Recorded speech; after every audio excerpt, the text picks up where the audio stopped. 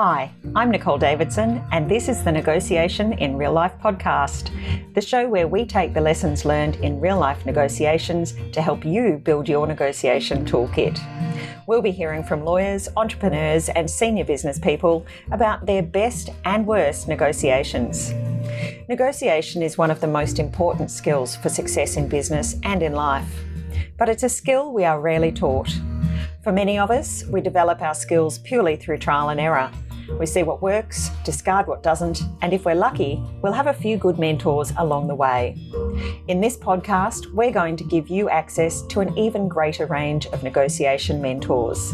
Enjoy this episode, and please reach out if you have any questions.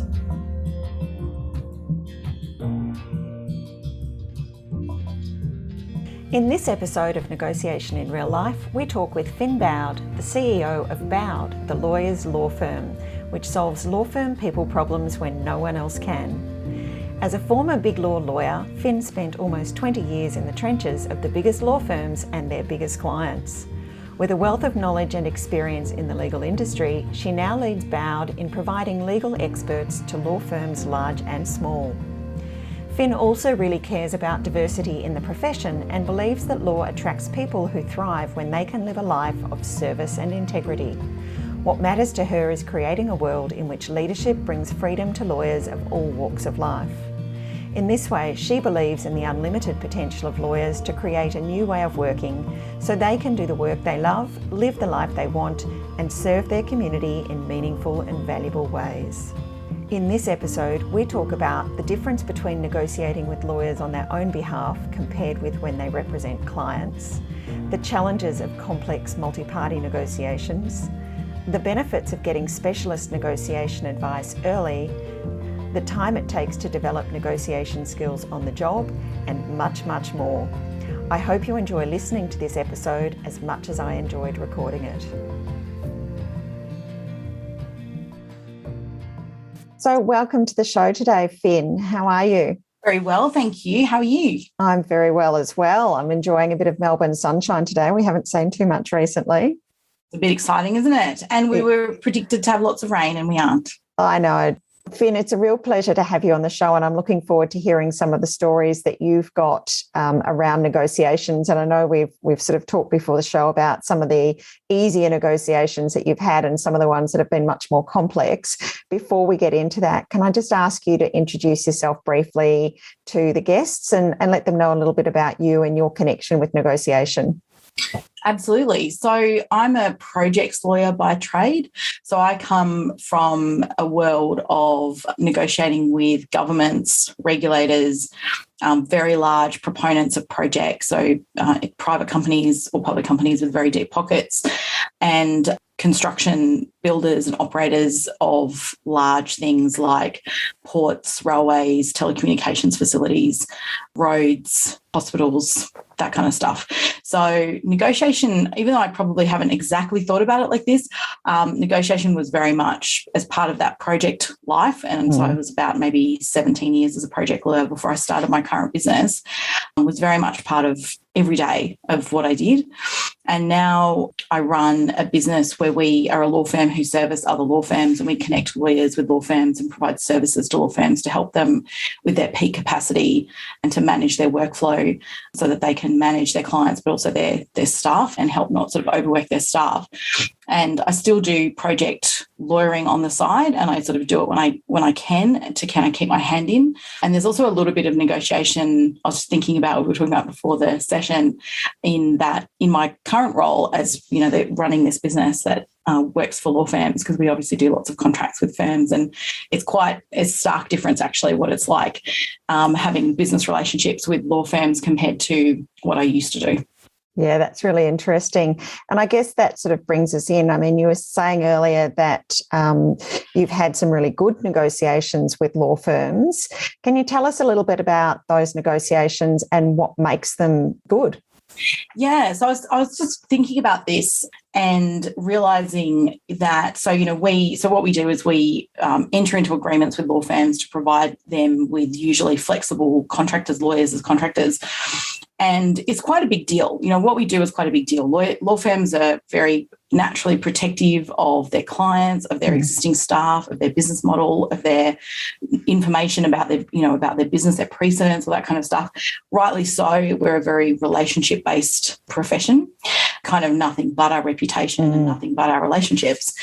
And so when I talk to people outside of the law about, what I do, which is finding great, perfect freelancers and contractors to help law firms, that is not a very surprising thing to do outside of law. So if you're an IT consultant or anyone else, really, it's like, well, what do you mean? Don't they do that already? It's like, no, we don't do that. It's a big deal to let someone into your practice in this way.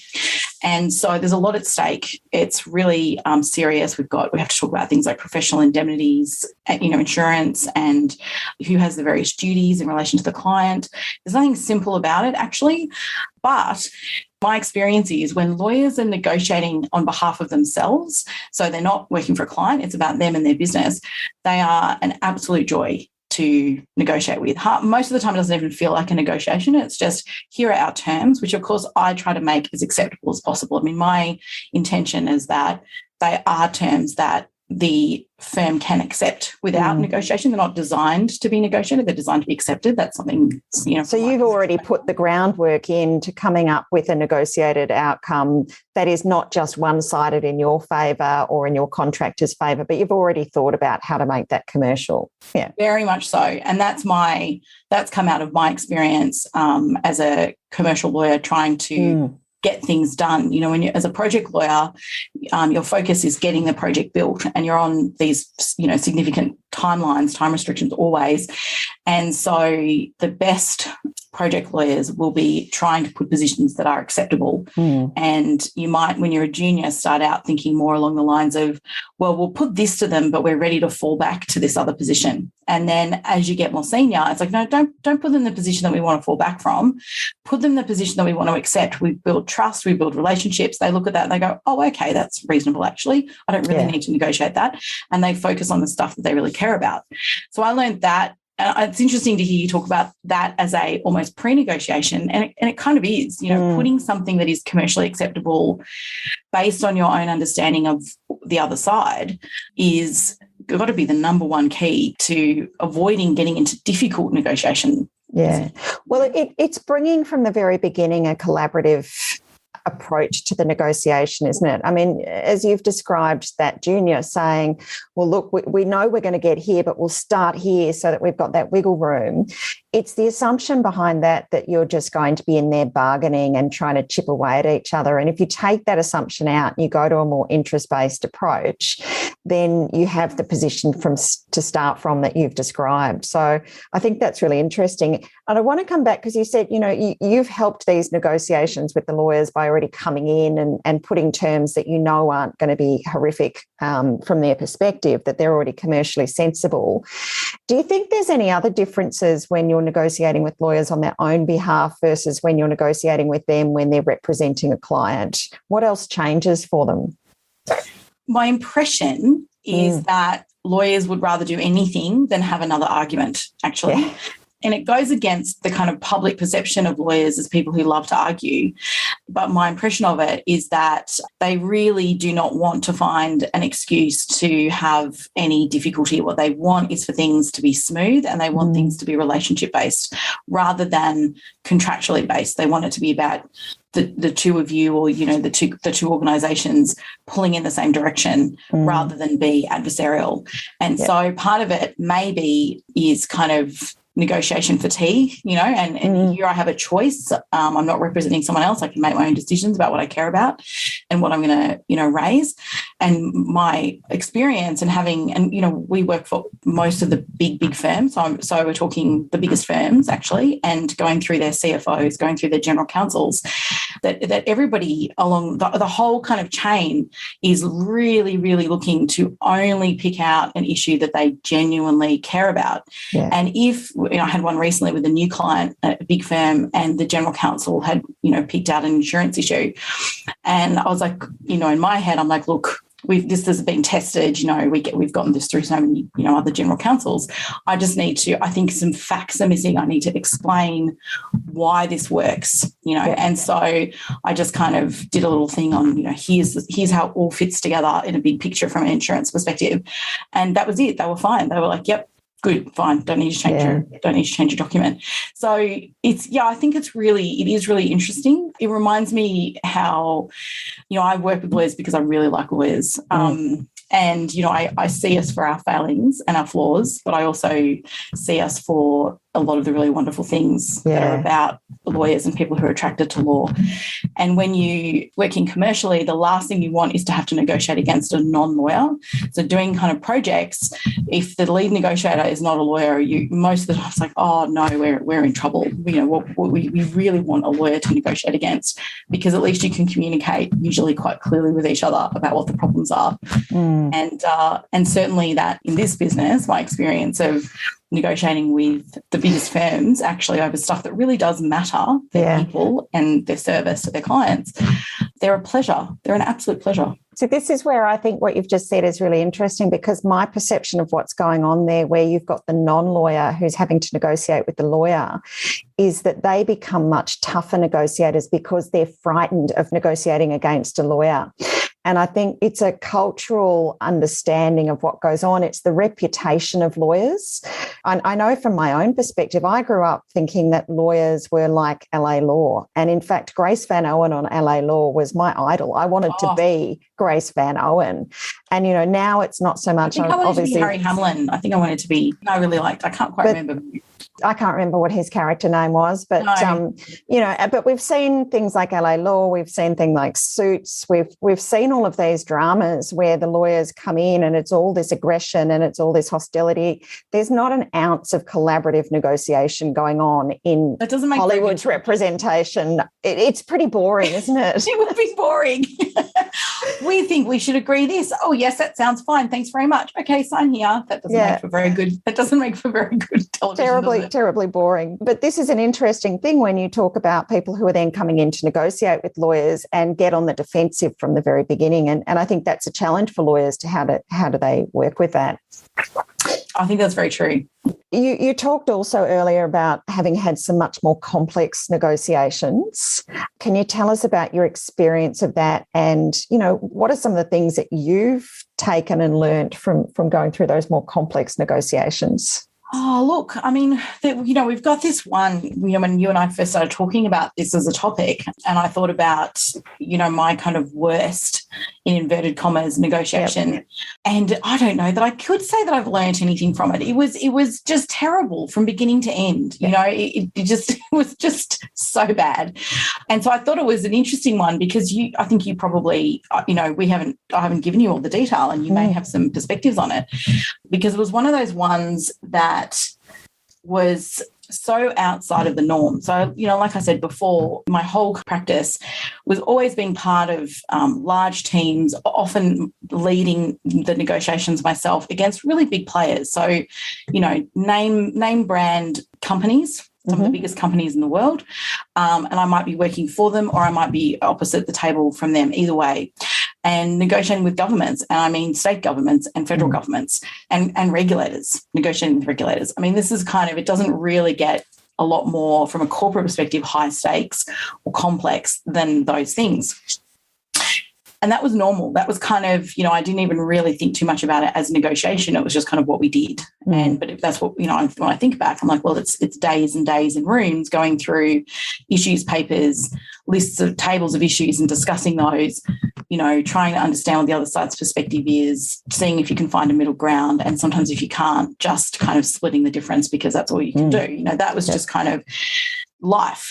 But this one that I had, when I was working for a proponent of a rail and port project, so the owner of the project, and we hit what was kind of a regulatory issue. It was kind of regulatory, basically, really was where the problem sat. Yep. But the owner of that regulatory problem was a government agency. So a government agency says, we want this kind of protection. We want to not allow certain people to do certain things in this area. because we're doing something else. So you can kind of infer, like you could imagine, it could have been something like, I don't know, it could have been like a defence sort of site, for example, where you might say, well, this is top secret, we don't want anyone going near. That's not what it was, but it was that kind of thing. And so you've got this agency whose job it is to deliver something important. That's what they're tasked to do. And they've built a regulatory regime in order to do what they think they need or what they believe they need, and to protect them so they can deliver this important thing that the government has tasked them to do, and that's part of their reason for being. That regulatory regime and our project came into conflict with each other, in that we needed to know that we could build our enormous railway of 600 kilometres heavy haul, which means very large physically space in terms of the railway, with very big trucks carrying iron ore all the way out to a port, which is built just for this purpose. So you're building this port just for this purpose, and then you're building this railway just for this purpose, to put iron ore on it, to take it out to the port to ship it overseas. And you've got this regulatory regime which you can use to turn us off, like to actually stop the railway from running. But we've already spent, to build it, we've already spent 5, 7, I think by the end of the project, it was probably closer to $9 billion building this thing. And you've got this regulatory ability to just say, actually, that's a problem for us. It's interfering with what it is that we need to do. And so we're just going to turn you off. So we identified this as a problem, and that's what you do. That's like what I do, is I go through and work out what all the problems are in a project and then clear the way. And that's why I would be negotiating with regulators and negotiating with government, because it's going to them and saying, we need your help with this. Here's what we propose. Can we get a special exemption? Can we offset the impact that we're going to have on this thing by doing something else? What can we do? So that was sort of what a big part of what I would do. And it normally works. It kind of always works, actually. Not that you get what you want, but you always find a way through. It can be solved with money, or it can be solved with time, or it can be solved with negotiation, or it can be solved with problem solving. There's always a way through. But with this particular agency, we wanted them to agree that once we built this thing, that they wouldn't say that it was a problem, that they would accept it as being allowed to exist, because you just can't build it. It's one of those kind of conditions. We want a kind of pre-approval. And they said, we're not giving you pre-approval. We won't promise you that we'll accept your project, your infrastructure, until it's built, and we'll look at it then. And we said, we can't do that. We can't spend, firstly, we're not going to be given that money by the banks if we can't show them that you can't turn us off, because they're only going to give us this money if you promise not to turn us off. Otherwise, how are they going to get their money back? They're not going to give it to us. So telling us, to wait and see is not acceptable. So we had to escalate that. So we had to go to the actual regulator. So this is the agency, not the regulator the agency informed the regulator. We had to go to the regulator themselves and say, we need your help, to which they said, there's not really anything we can do, because we just do what the agency kind of tells us to do. They advise us, and if they say it's a problem, then it's a problem, basically. So then we had to go to the department that sat over the agency and was responsible for the regulator, and try to get them to help, which they duly did by telling the agency to sit down and negotiate with us. And so this is what I was reflecting on, was that one of the kind of the biggest difference about this particular negotiation was that the other party didn't want to be there. And they didn't believe that they should be there. And they were doing what they were told, because they were told to turn up and go and try to fix this problem. Because the governments cared about our projects, because, of course, iron ore makes a lot of money for the state and for the federal governments, and it's important for Australia's economy, and et cetera, et cetera. So they wanted it solved. But the agency didn't want it solved. And when I think about it, I'm like, well, really what was going on was that they didn't want it. They just didn't believe that they should have to give us what we were asking for. They never did believe in that. And so they were going through the motions without actually having any interest. I mean, I think they wanted it to go away. They just didn't want it to go away by compromising. It's a really interesting scenario. And I think you said this never got resolved in the end. It never got resolved. what happened in the end was that it dragged on and delayed the project. And then the iron ore price bottomed out. It was just after the sort of post-GFC. It was for a couple of years after GFC. The iron ore did very well through the GFC and out the other side. But about 2 or 3 years from memory after the GFC, there then was a problem with the iron ore price kind of hit later. And so the project went on ice because it was such a big investment and such a massive thing that needed to be done. The owners said, look, we can't justify spending this money at this point when the end sales price is too low. And a lot of projects at that point got suspended. So we never resolved it, and we stopped just before final investment decision. Yeah. And aside from the iron ore price, it was the iron ore price, it was customer contracts, so the final kind of agreements with the customers, and this regulatory issue, that was it. That was the three things: iron ore price, customers, final agreements with the customers, which was complicated because there was international relations issues. Yeah. And this regulatory issue, that was it. Those were the things. And as you said, this is a critical one because you can't invest $9 billion in an infrastructure project that then you're not permitted to use or you're stopped from using. Correct. It's interesting because I'm glad you understand that, because we seem to have trouble getting that explaining across to people. But this is after where 12 months. Yeah. And look, when I look at this from the dynamics of what you've just said, I mean, the most informative area of negotiation that I would look here is in what's the party's alternatives if they don't come to a resolution. And, when I'm doing analysis of negotiations for people to help them create their strategy, the alternatives is a really important part. So alternatives is basically, if I've got all of these needs and concerns that I've got to address through the outcome of this negotiation, if I wasn't able to get to a negotiated outcome with the parties I'm currently dealing with, what other choices are available to me? And the better that the alternative choices are at meeting your interests, the more bargaining position you've got in the negotiation and the more power you've got in the negotiation. So it's one of the sources of power in negotiation. Now, here for you, your clients' alternatives were pretty poor, because if they couldn't get this outcome, it meant they had to shelve the whole project, potentially look at other alternatives of how to get this ore, or continue transporting the ore in whatever way they were if it was already an existing mine. Not very good. So there's real incentive to negotiate. But for the agency, if they didn't come to an agreement with you, I'm not seeing that there's any consequences at all for them. And this is the challenge, because they can afford to say no. They don't have to come into the negotiation because there's no pressure. So there's got to be some way to bring them to the table. You've got to find that pressure point to actually get them to care. Now, once again, you've already done what I would have been saying, is you've escalated it. You've gone to the regulator. Once again, you've got no will from their perspective too. Obviously, there's no consequences. There's no negative publicity. There's no pressure from anywhere.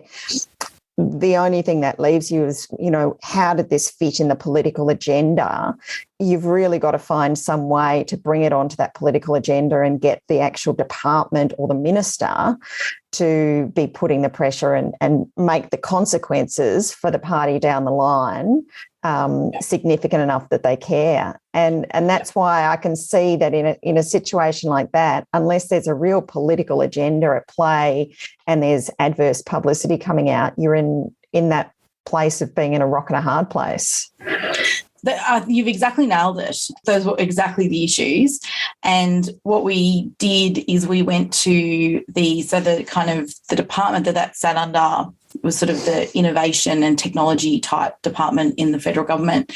We went to Prime Minister and Cabinet, and we also went to the Energy and Resources, so wherever Energy and Resources sits. So we had these other two portfolios, Prime Minister and Cabinet, and the Energy and Resources portfolios, and we did speak to them. The kind of implicit message was, if you get to the point where everything except for this issue is resolved in your project, so if everything is done except for this, then we will step in. So we didn't know that would fix everything, but they did say that when all of the other issues are done for you, so you've got your financing, you've got your customer agreements, your iron ore price is what you need it to be, and you're ready to go, and everything except for this is here, is standing in your way, then come and talk to us. Yeah, which is still hard, isn't it? Because as you said, how do you even get the financing in place? Well, exactly. If it's relying on them. So that's right. Yeah, so you have to get it subject to condition, and you need some kind of indicative, yes, we will fund it if you can get this issue solved. Yeah. Is what you need. And that was sort of where we were eventually up to.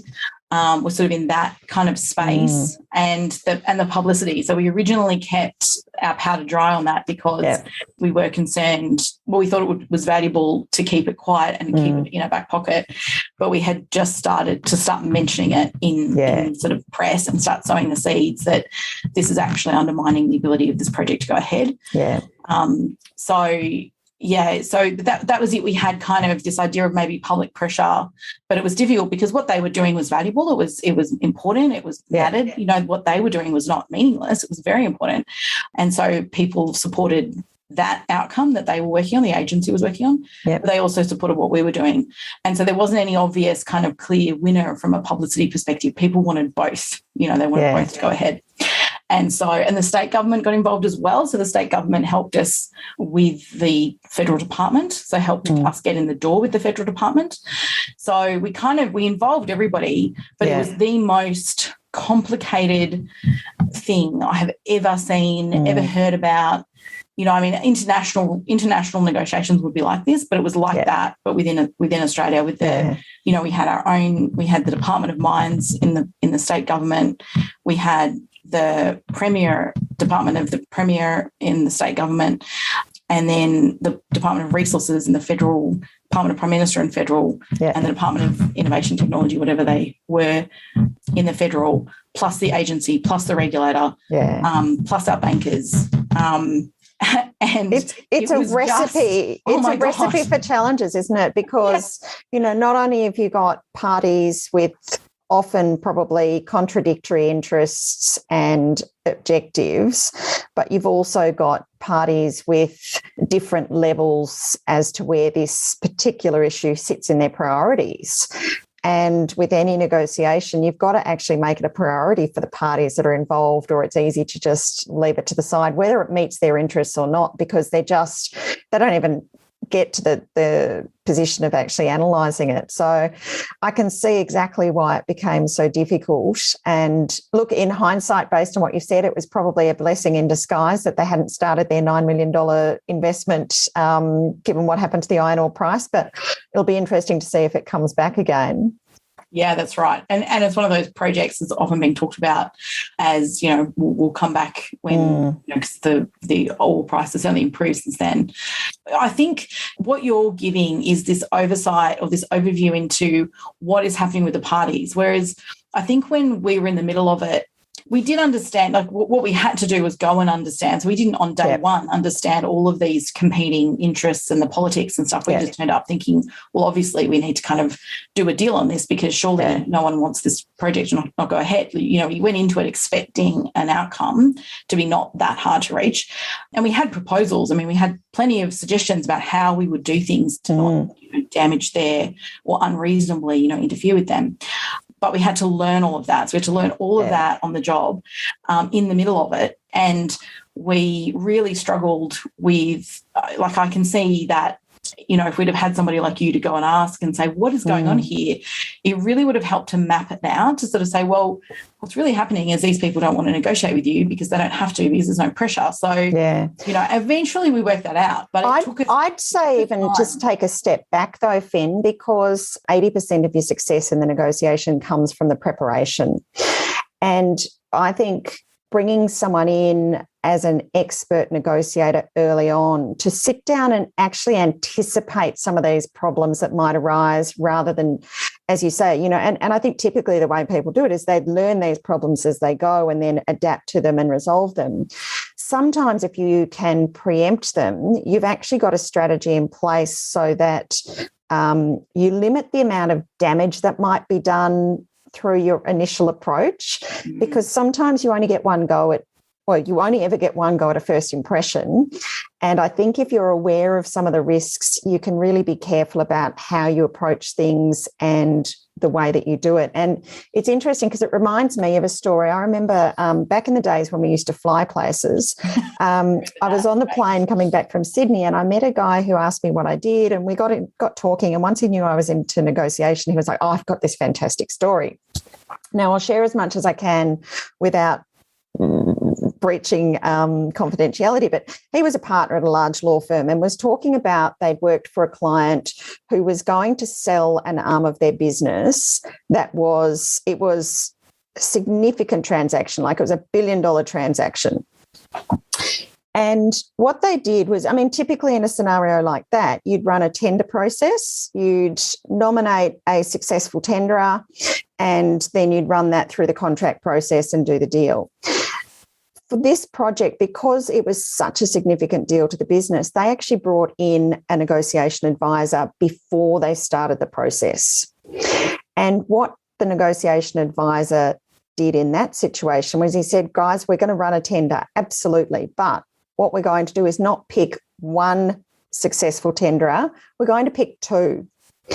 And they then negotiated parallel contracts with these two successful tenderers, each of them knowing that only one of these contracts would get through. But it really protected the position of the vendor, the business that was selling this arm, because what it meant was, you couldn't get 3 months or 5 months into the negotiations and be held to ransom by the purchaser because you'd invested so much in the deal.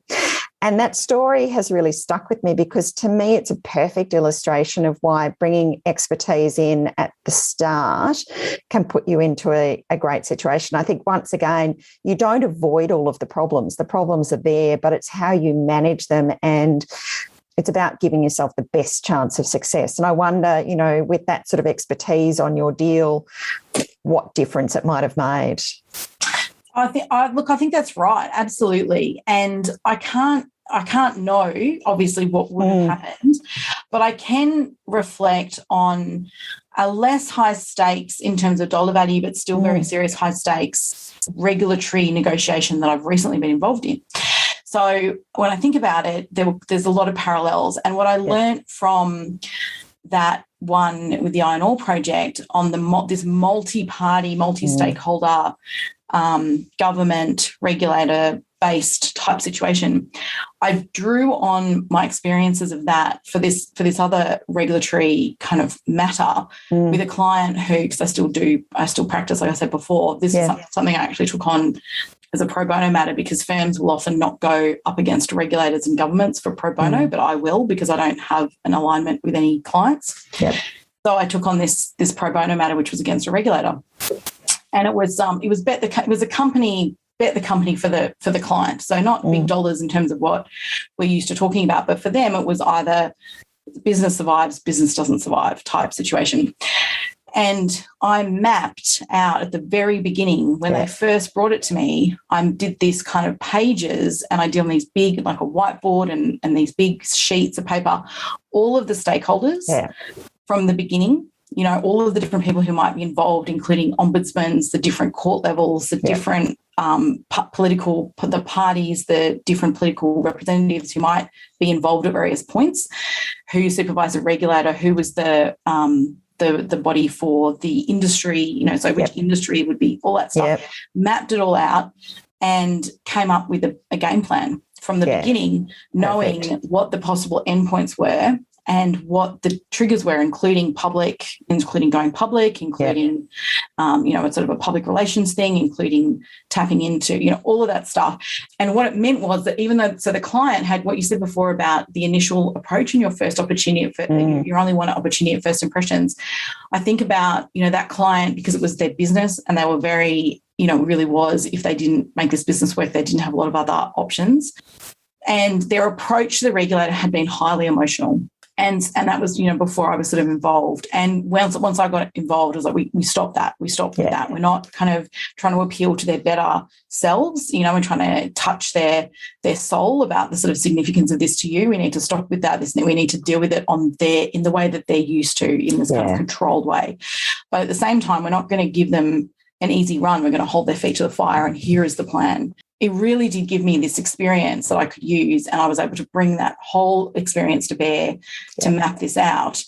And that worked, right? It took us, I think how it was at least 12 months, might have been more, might have been 14, 15 months or something from when I got involved to when we finally resolved it. Yep. But it absolutely worked and there were no missteps. Yeah. And that stakeholder mapping process is so important. And that's, it's one of the things that I teach in the courses that I run around negotiation is you've got to sit down, you've got to work out the allies, work out the foes, how do all the relationships connect? And it really is an important process. So, I mean, that's priceless. I mean, that's taken me, 20 years and this very, very incredibly difficult, impossible to navigate situation to learn that. But if people could come and learn it, instead of having to learn it the hard way, to actually go and be taught, because that's something that, I really, really, it's just not, it's something that, and a lot of people would go through the same thing and they still wouldn't probably learn it. They wouldn't necessarily know what had happened, that they could use it for their next situation. So, I mean, or they'll pick up certain pieces, but maybe not the whole picture as well. So I think that would be amazing. It's interesting though, because obviously you have learned a lot along the way and you're obviously somebody who reflects a lot on the process that you've gone through. Have there been any other experiences, or have you had any formal learning, and what impact has that had on you? In what way? And any, have you had any negotiation training at any point? No, not since uni. No. Yeah. So uni, I did negotiation. I did pursue all of the practical skills. I did negotiation skills, client relationships. I did negotiation competitions, things like that. But so I did learn about your BAFTA, your best alternative. Actually, your BATNA, so it's been a while. So there you go, BATNA, best alternative to negotiated outcome. Yeah. And those kinds of things. Yeah. But the rest of it, I think, has been learnt on the job. And probably, I think what you say about me being reflective, yes. Like I'm reflective and I also watch other people. So I watch, so if I'm in the room, but I'm not the one in the hot seat, I watch what happens and I think about what went wrong in that, in the exchange. And, I think I can see these two people are talking at, and I'll go and reflect and say, how could we get them, how could we, try to get people talking about the same? So, I think it's been on the job learning. Yeah. No, I haven't had, I'm trying to think if I've had any. I mean, there might have been some courses at graduate or, but certainly nothing like it's really interesting, isn't it? I mean, when you think how much lawyers negotiate and the amount of education they have in that space, it's... Well, but this is, but this is kind of what I was saying before. I didn't, until you and I started talking about negotiation. I'm like, negotiation? I'm not really, oh, wait a minute. Yeah, I do. Yeah. That's what I do. Actually, when I think about it, what I am doing and what I have done as a projects lawyer has been kind of nothing but, like, that's what you're doing when you're sitting down with contracts in a room with people and talking about how you're going to reach an agreement. Like, that's what we're doing. But that's not how it was ever discussed. No. And it's so, I mean, negotiation, there's one study that concluded that we negotiate about 150 times a day. Now, to me, that sounds a little excessive. That's someone with children. That's someone with small children, in which case I would agree. Possibly. But, and I do a lot of work, when I do training, it's anyone from graduates through to partners. And I often will get people who are 2, 3, 4 years out of their careers. And I say, so what experience have you got in negotiation? And they're like, none. And I'm like, no, because you live with humans. You negotiate with your parents, with your friends, with your flatmates, you're negotiating holiday leave, you're negotiating work scope. And it's really interesting how we don't connect these interactions. We don't think of them as negotiations. And, it's one of the things that I think is really fantastic about negotiation is it's not just about those big ones, but you actually get to practice on the little negotiations, which are sometimes less significant, sometimes more significant because of who they're with. And you can practice it all the time.